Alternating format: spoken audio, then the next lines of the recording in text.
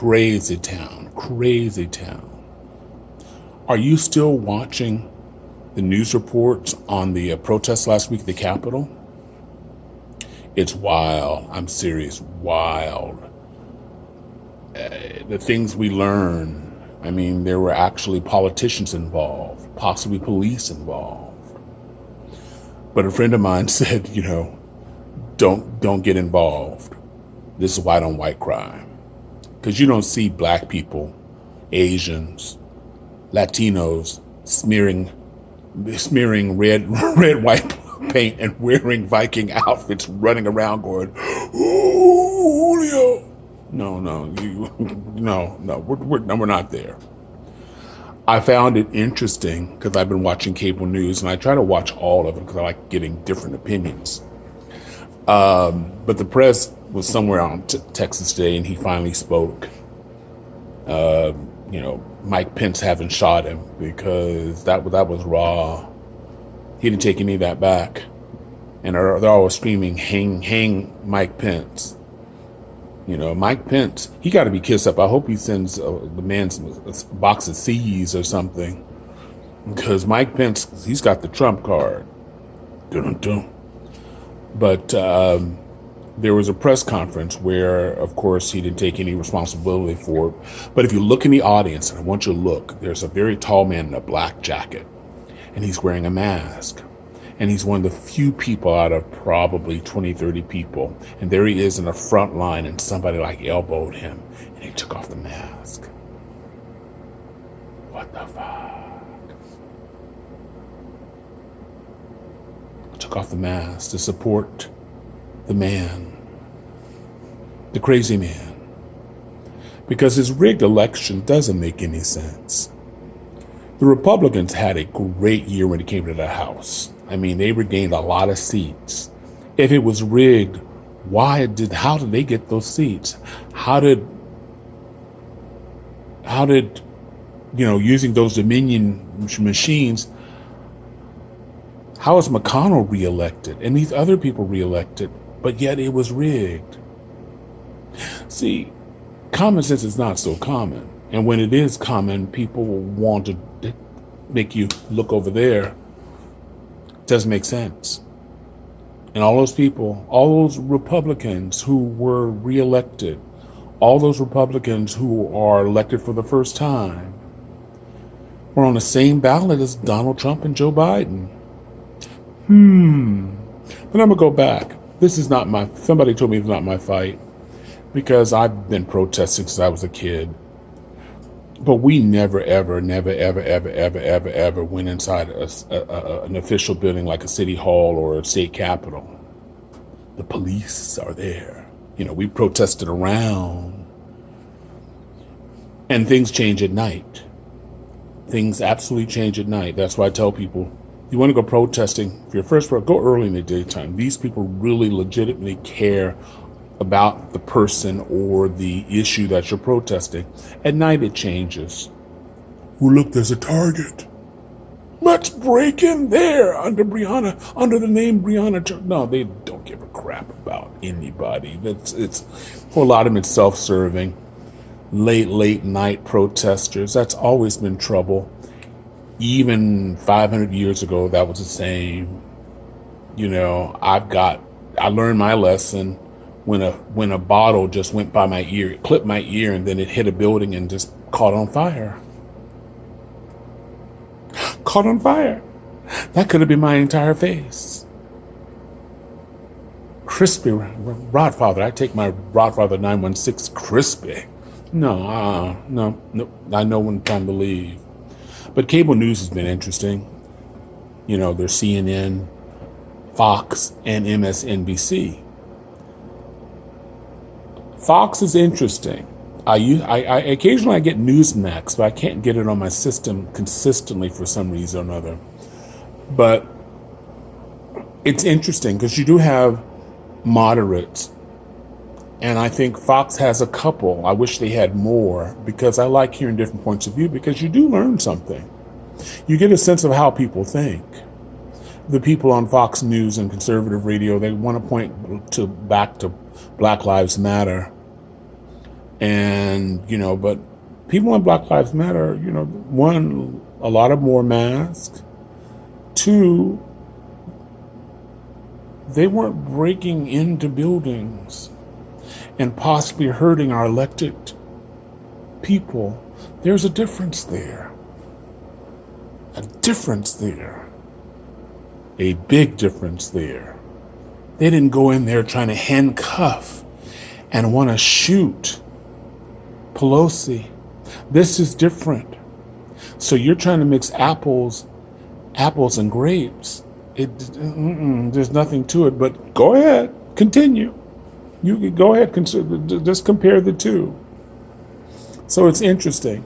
I wish MSNBC had more conservative commentators to have a balance to that one person who has to fend for himself, kind of like Meghan McCain on The View. She is so annoying. But it's interesting. I hope things are safe. I am going to keep my big ass home. I live a few blocks from the Sacramento State Capitol. So it's going to be interesting. But moving on, they're doing a reboot, Sex in the City. I mean, didn't that come on during Moses' days, during the first, the first edition of the Bible? That's been a while. I mean, Sex in the City was interesting. Samantha's not coming back. I mean, what are they going to do? I mean, and please don't bring Mr. Big back or these other tired. I mean, what are they going to do? Women in their 50s and 60s, and I'm not hating because I'm in my, y'all know how old I am. But sometimes they need to leave well enough alone. I could be surprised. I am going to probably tune in. But, when it came to HBO and Sunday nights, my son and I bonded over Oz. Look. I think he's going to get shanked. No, I don't think they're going to shank him. I think they're going to shank somebody else. You think they're going to shake him in the sour? Just shut up. Yay, Chris. We bonded over Oz. Samantha was all right, and and Samantha and Sarah and Kim Cattrall is not coming back. And apparently she hates Sarah Jessica Parker. Who could hate Sarah Jessica Parker? Is she a bitch in real life? Well, So they're going to reboot all that. Moving on, if you are not hip to Fox Soul on YouTube, Fox Soul is black oriented, oriented, you know what I'm saying? And they have several shows about black issues. Yes, Fox News. They call it Fox Soul. And last Friday, they have Fox GIF, I believe. It's normally hosted by Claudia Jordan, who is very good at her job. But last week they had Tamar Braxton, who was just crazy. I can take just about a little Tamar. Goes a long way. But it was off the hook. It's Claudia Jordan and three men, three gay men or bisexual men. Al Reynolds, who is married to Star Jones, Funky DeNerva, who I'm a big fan of, and the guy on the Ricky Smiley show, Gary. Gary wasn't there last week, but they drink, they talk, and Al Reynolds went too far. He started talking about Wendy Williams, and Wendy Williams had talked about somebody else, and he had a problem with that, so he thought he'd go and talk about, hang on, wait for it. He talked about Wendy Williams' ex-husband, Kevin Hunter. And apparently Kevin had several lives, gay lives. And Al Reynolds went in deep. He had already had too many drinks of whiskey. I'm not sure if he was drinking Fireball or what, but he went in deep. Got details, locations, and they were all screaming at him saying, say allegedly. because this singer said, he had a relationship and brought up all kind of stuff that's years ago. But apparently, Wendy Williams went on deep on Al Williams when Al Williams came out bisexual. That's all I can tell you. If you can see it, they had to shut it down. They had to shut it down because he went in deep. It was hysterical. The show is entertaining. It comes on Fridays on YouTube. I discovered Nicki Minaj had a baby. Looks nothing like her. No, I'm kidding. Something about plastic surgery, and looking different from your kid. But he looks a lot like his mom. But can you see the baby, when the baby's old enough to talk, and look at it like, Mommy? Daddy? Who are you? Then I'll have to wait until the child is 2 years old.